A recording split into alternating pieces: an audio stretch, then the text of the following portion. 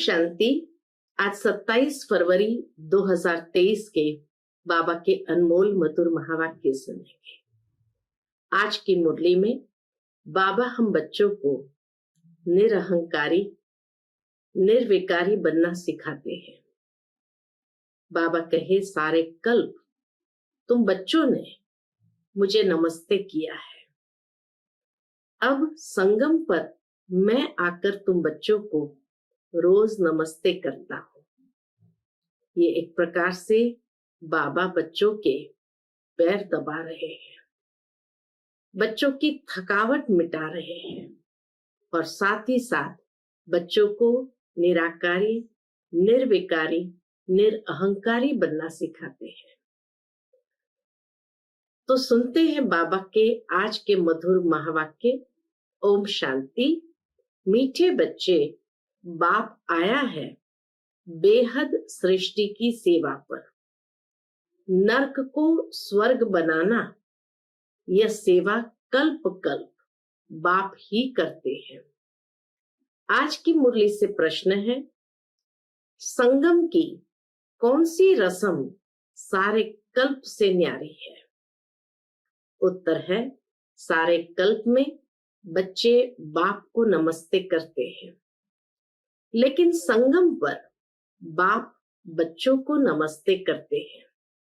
बाप कहते हैं, मैं तुम सिकिलधे बच्चों की सेवा पर उपस्थित हुआ हूं, तो तुम बच्चे बड़े ठहरे। कितना बाबा निरहंकारी बनकर कहते हैं, तो तुम बच्चे बड़े ठहरे ना। बाप कल्प के बाद बच्चों के पास आते हैं, सारी सृष्टि के किचड़े को साफ कर नरक को स्वर्ग बनाने। बाप जैसा निराकारी, निरहंकारी और कोई हो नहीं सकता। बाप अपने थके हुए बच्चों को पांव दबाते हैं। बाबा अपने थके हुए बच्चे के पांव दबाते हैं। ओम शांति। बाप आने से ही पहले पहले बच्चों को नमस्ते करें या बच्चे बाप को नमस्ते करें? पूछते बाबा कि बाप आने से पहले पहले बच्चों को नमस्ते करें या बच्चे बाप को नमस्ते करें? तो किसी ने कहा बच्चे बाप को नमस्ते करें।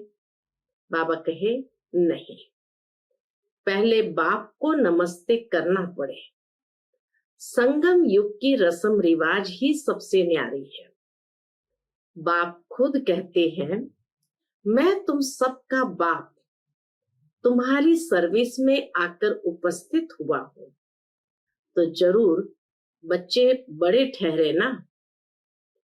दुनिया में तो बच्चे बाप को नमस्ते करते हैं, यहाँ बाप नमस्ते करते हैं बच्चों को। यहाँ बाप नमस्ते करते हैं बच्चों को।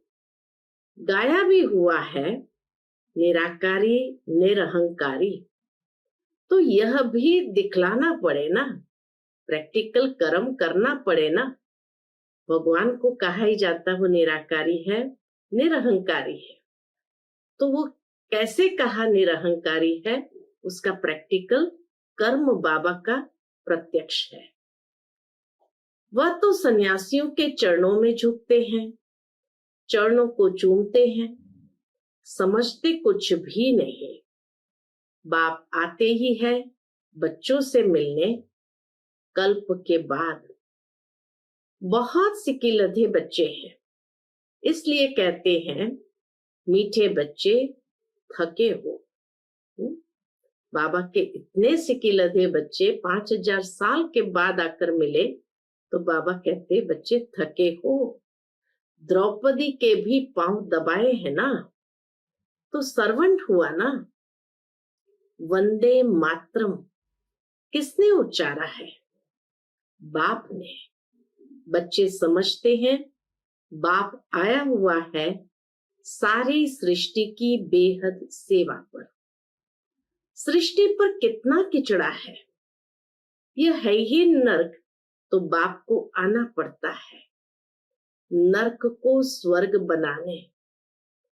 बहुत उकेर अर्थात सिंधी शब्द है, तो बाबा कहे बहुत प्यार उमंग से आते हैं, जानते हैं मुझे बच्चों की सेवा में आना है, कल्प कल्प सेवा पर उपस्थित होना है।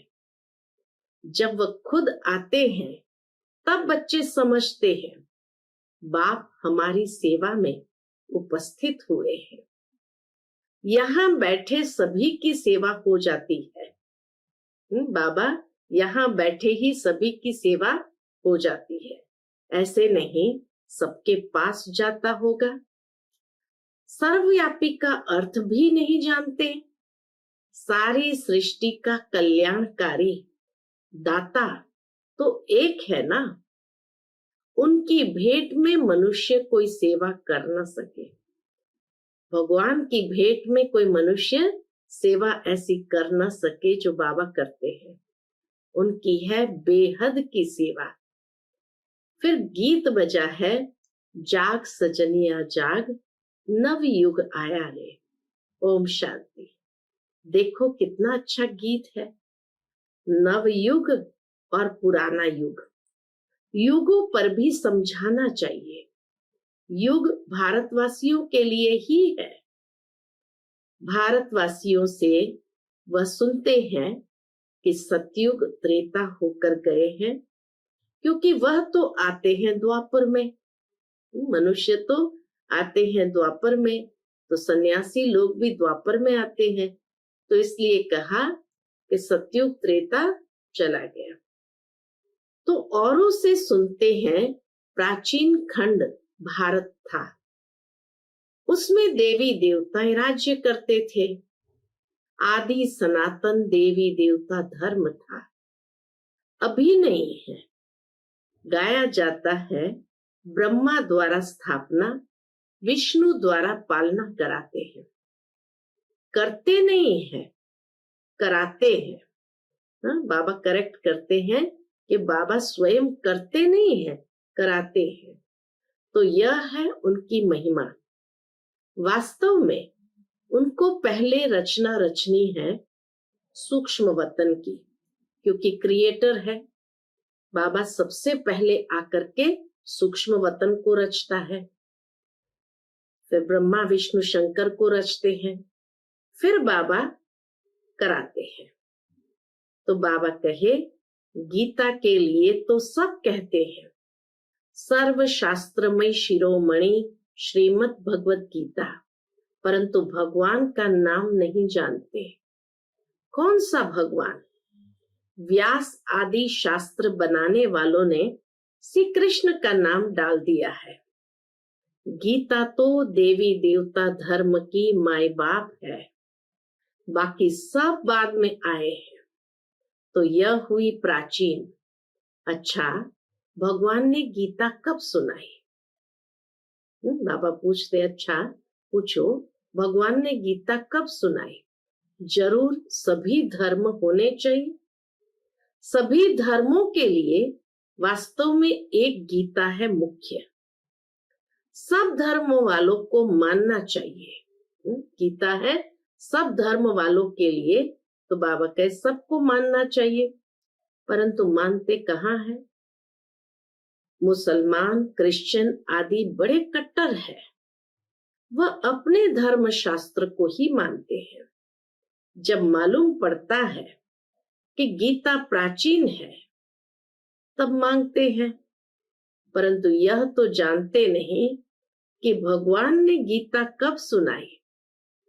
चिन्मयानंद कहते हैं 3500 वर्ष बिफोर क्राइस्ट गीता के भगवान ने गीता सुनाई। अब 3500 वर्ष पहले तो यह धर्म थे ही नहीं, फिर सभी धर्मों का वह शास्त्र कैसे हो सकता है? इस समय तो सभी धर्म है, सभी धर्मों की गीता द्वारा सदगति करने बाप आया हुआ है। गीता बाप की उच्चारी हुई है, उसमें बाप के बदले बच्चे का नाम डाल मुश्किलात कर दी है। इससे सिद्ध नहीं होता कि शिवरात्रि कब मनाए। शिव जयंती और कृष्ण जयंती लगभग हो जाती है। शिव बाबा आएंगे तभी तो कृष्ण की दुनिया आएंगी, तो इसीलिए बाबा कहे शिव जयंती और कृष्ण जयंती लगभग हो जाती। शिव जयंती समाप्त होती और कृष्ण का जन्म हो जाता है। कभी भी श्री कृष्ण ज्ञान यज्ञ नहीं गाया जाता, रुद्र ज्ञान यज्ञ गाया जाता है। उनसे ही विनाश ज्वाला प्रज्वलित हुई। सो तो बरोबर देख रहे हो, आदि सनातन देवी देवता धर्म की फिर से स्थापना हो रही है। फिर और धर्म रहेंगे नहीं। कृष्ण भी तब आए जबकि सभी धर्म न हो, तभी तो आएंगे श्री कृष्ण भी इस संसार के अंदर। यह भी समझ की बात है ना। सतयुग में सूर्यवंशी देवी देवताओं का राज्य था, तो जरूर थोड़े मनुष्य होंगे, बाकी सब आत्माएं मुक्ति धाम में रहती है। भगवान से तो सबको मिलना होता है ना। बाप को सलाम तो करेंगे ना। बाप भी फिर से आकर सलाम करते हैं बच्चों को, बच्चे फिर बाप को करते हैं। इस समय बाप चैतन्य में आया हुआ है। फिर वहां सभी आत्माएं बाप से मिलेगी जरूर। सबको भगवान से मिलना जरूर है। कहाँ मिले? यहाँ तो मिल ना सके। बाबा कहे यहाँ तो सभी आत्माएं मिल ना सके, क्योंकि कोटों में कोई, कोई में भी कोई ही आएंगे। तो सब भगत कब और कहाँ मिलेंगे? जहां से भगवान से बिछड़े हैं वहां ही जाकर मिलेंगे। भगवान का निवास स्थान है ही परम धाम। बाप कहते हैं मैं सभी बच्चों को परम धाम ले जाता हूं, इसलिए दुख से लिबरेट कर परम धाम ले जाता हूं। यह काम उनका ही है। अभी तो देखो अनेक भाषाएं हैं। अगर संस्कृत भाषा शुरू करे तो इतने यह सब कैसे समझे? बाबा कहे इतने तो सब समझ भी न सके। आजकल गीता संस्कृत में कंठ करा देते हैं। बहुत अच्छी गीता गाते हैं संस्कृत में। अब अहिल्याएं कुब्जाएं अबलाएं संस्कृत कहाँ जानती है? हिंदी भाषा तो कॉमन है, हिंदी का प्रचार जास्ती है। भगवान भी हिंदी में सुना रहे हैं। वह तो गीता के अध्याय बतलाते हैं। इनके अध्याय कैसे बना सकेंगे? यह तो शुरू से लेकर मुरली चलती रहती है। बाप को आना ही है, इसलिए पतित सृष्टि को पावन बनाने। हेवनली गॉड फादर तो जरूर स्वर्ग ही क्रिएट करेगा, नरक थोड़ी रचेगा। नरक की स्थापना रावण करते हैं, स्वर्ग की स्थापना बाप करते हैं। उनका राइट नाम शिव ही है। शिव अर्थात बिंदी, आत्मा ही बिंदी है ना। स्टार क्या है? कितना छोटा है। ऐसे थोड़ी आत्माएं ऊपर जाएगी तो बड़ी हो जाएगी। ये तो भ्रुकुटी के बीच में निशानी दिखाते हैं। कहते भी है भ्रुकुटी के बीच में चमकता है अजब सितारा। तो जरूर भ्रुकुटी में इतनी छोटी आत्मा ही रह सकेगी। तो जैसे आत्मा है वैसे परमात्मा है। परंतु वंडर यह है जो हर एक इतनी छोटी आत्मा में सभी जन्मों का पाठ भरा हुआ है। यही सबसे वंडरफुल बात है, जो कभी घिसता नहीं है, फॉर एवर चलता रहेगा। कितनी गुह्य बातें हैं। आगे कब ये बातें सुनाई थी क्या? आगे तो कहते थे लिंग रूप है, अंगुष्ठाकार है, पहले ही अगर ये बातें सुनाते तो तुम समझ नहीं सकते। इसीलिए बाबा पहले तो सभी बच्चों को परिचय देते दुनिया के हिसाब से, ताकि बच्चे समझ सके। अगर पहले से ही कह देते कि परमात्मा ज्योति बिंदु स्वरूप है, तो शायद बच्चे समझ भी न सके और बाबा के पास वर्षा लेने आ भी न सके। तो इसीलिए बाबा कहे पहले ही अगर ये बातें सुनाते तो तुम समझ नहीं सकते। अभी बुद्धि में बैठता है। स्टार तो सब कहेंगे, साक्षात्कार भी स्टार का होता है। तुमको साक्षात्कार किस चीज का चाहिए? नई दुनिया का। नई दुनिया स्वर्ग रचते हैं कौन? बाप। वही सबको भेज देंगे। खुद एक ही बार आते हैं कलयुग के अंत में, संगम युग पर। स्वर्ग में तो बाबा आते नहीं हैं, लेकिन सबको भेज देंगे। खुद एक ही बार आते हैं। अब मनुष्य मांगते हैं शांति। क्यों? क्योंकि सभी शांति में ही जाने वाले हैं, इसीलिए शांति मांगते हैं। कहते सुख कागविष्टा समान है। गीता में तो है राजयोग, जिससे राजाओं का राजा बनते हैं। जो कहते हैं सुख कागविष्टा समान है, तो उनको राजाई कैसे मिले? यह तो प्रवृत्ति मार्ग की बात है।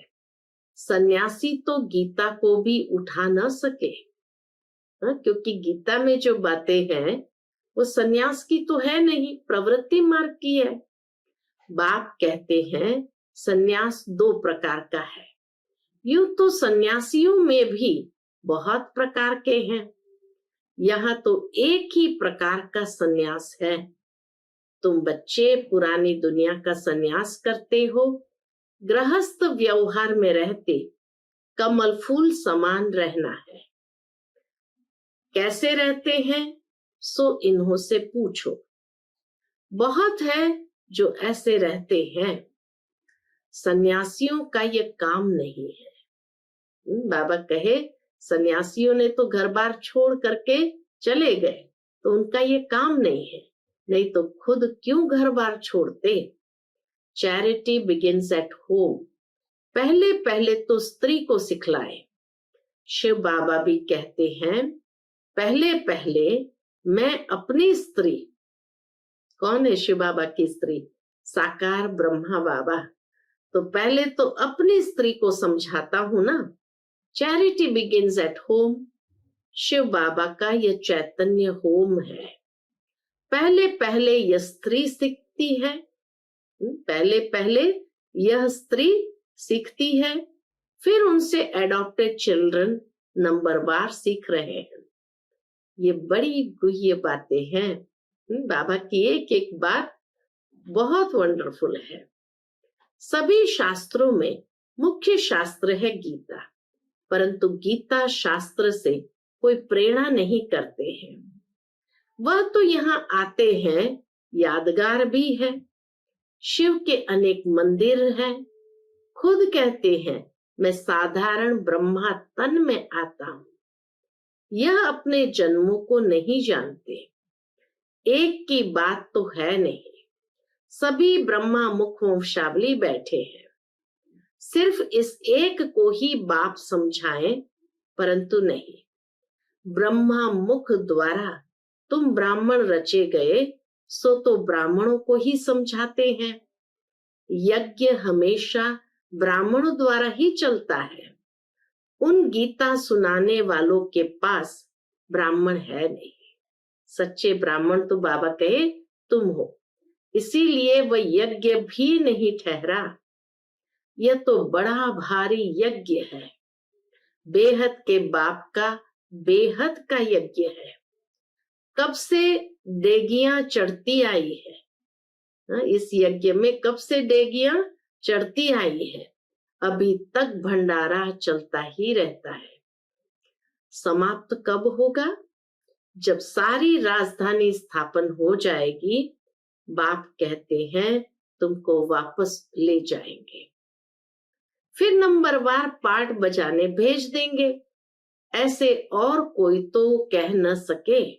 बाबा कहे ऐसे और तो कोई कह न सके कि हम तुम्हारा पंडा हूं, तुमको ले जाऊंगा। जो भी पतित मनुष्य है सबको पावन बनाकर ले जाता हूं। फिर अपने अपने धर्म स्थापन करने समय पावन आत्माएं आना शुरू करती है।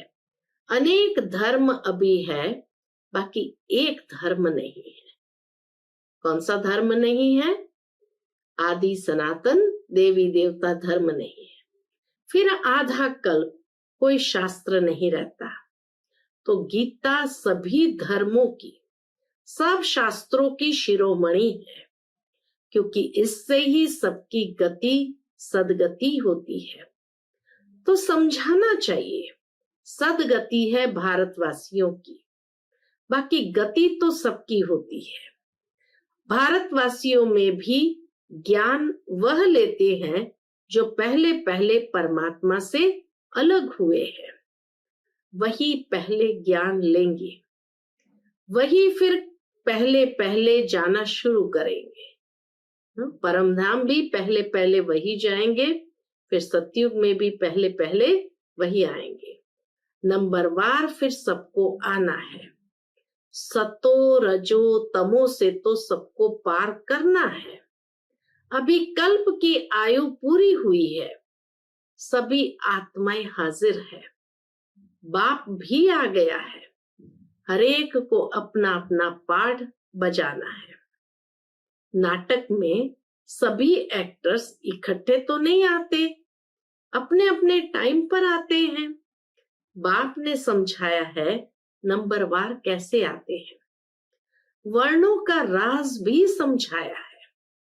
चोटी तो ब्राह्मणों की है, परंतु ब्राह्मणों को भी रचने वाला कौन है? शूद्र तो नहीं रचेंगे। चोटी के ऊपर फिर ब्राह्मणों का बाप ब्रह्मा है, ब्रह्मा का बाप फिर है शिव बाबा। तो तुम हो शिव वंशी, ब्रह्मा मुख वंशावली, ब्रह्मा कुमार कुमारियां।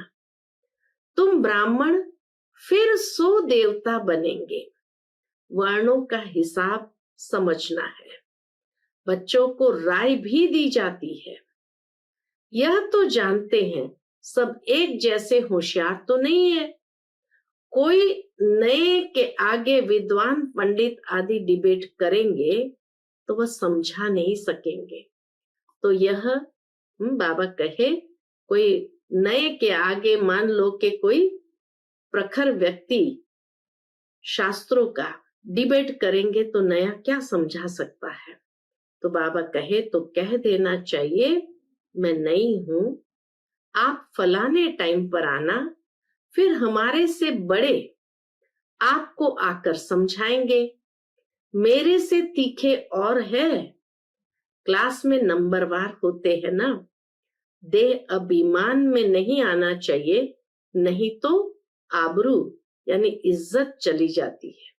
ठीक से समझा नहीं सकते तो इज्जत चली जाती है। कहते हैं बीके तो पूरा समझा नहीं सकते हैं, इसलिए देह अभिमान छोड़ रेफर करना चाहिए। और तरफ बाबा भी कहते हैं, क्या कहते हैं बाबा? बाबा भी कहते हैं ना हम ऊपर से पूछेंगे। ब्रह्मा बाबा भी कहते थे हम शिव बाबा से पूछ कर बताएंगे।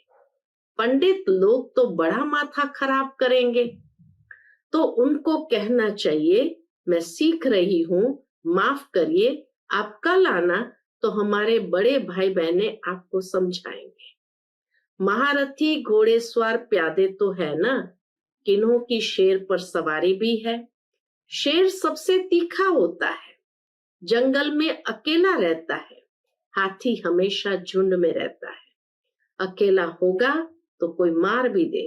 शेर तीखा होता है, शक्तियों की भी शेर पर सवारी है। तुम्हारी मिशन भी बाहर निकलनी है, परंतु बाबा देखते हैं पान का बीड़ा उठाने वाला कौन है। प्राचीन देवता धर्म किसने स्थापन किया, वह सिद्ध कर बताना है। बहुत तो गॉड गॉडेस भी कहते हैं, वह समझते हैं गॉड गॉडेस अलग है, ईश्वर अलग है। लक्ष्मी नारायण को भगवान भगवती कहते हैं, परंतु लॉ के विरुद्ध है। भगवान भगवती उनको कह नहीं सकते हैं। बाबा कहे लॉ के विरुद्ध है कि लक्ष्मी नारायण देवी देवताएं हैं। वह तो है देवी देवताएं। अगर लक्ष्मी नारायण को भगवान भगवती कहते तो ब्रह्मा विष्णु शंकर को पहले भगवान कहना पड़े। समझ भी चाहिए। बाबा कहे हर बात को समझने के लिए बुद्धि भी चाहिए। अच्छा, मीठे मीठे सिकिलते बच्चों प्रति माता पिता बाप दादा का याद प्यार और गुड मॉर्निंग। रूहानी बाप की रूहानी बच्चों को नमस्ते। हम सब रूहानी बच्चों की रूहानी बाप दादा को याद प्यार, गुड मॉर्निंग और नमस्ते नमस्ते। शुक्रिया बाबा, शुक्रिया। आज की मुरली से धारणा के लिए मुख्य सार है।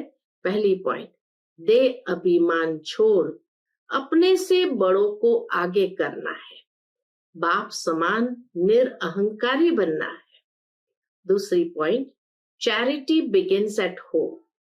पहले अपने गृहस्थ व्यवहार को कमल फूल समान बनाना है। घर में रहते हुए बुद्धि से पुरानी दुनिया का संन्यास करना है। आज का बाप दादा का मधुर वरदान हम बच्चों के प्रति है। संबंध में संतुष्टता रूपी स्वच्छता को धारण कर सदा हल्के और खुश रहने वाले सच्चे पुरुषार्थी भव। संबंध में संतुष्टता रूपी स्वच्छता को धारण कर सदा हल्के और खुश रहने वाले सच्चे पुरुषार्थी भव। सारे दिन में वैरायटी आत्माओं से संबंध होता है। उसमें चेक करो कि सारे दिन में स्वयं की संतुष्टता और संबंध में आने वाली दूसरी आत्माओं की संतुष्टता की परसेंटेज कितनी रही। संतुष्टता की निशानी स्वयं भी मन से हल्के और खुश रहेंगे और दूसरे भी खुश रहेंगे। संबंध की स्वच्छता अर्थात संतुष्टता, यही संबंध की सच्चाई और सफाई है।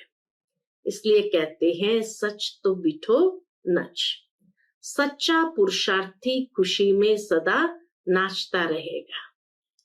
आज का स्लोगन है, जिन्हें किसी भी बात का गम नहीं वही बेगमपुर के बादशाह है। जिन्हें किसी भी बात का गम नहीं वही बेगमपुर के बादशाह है। अच्छा, Om Shanti. Click here to like, subscribe and press the bell icon to stay updated with our latest videos.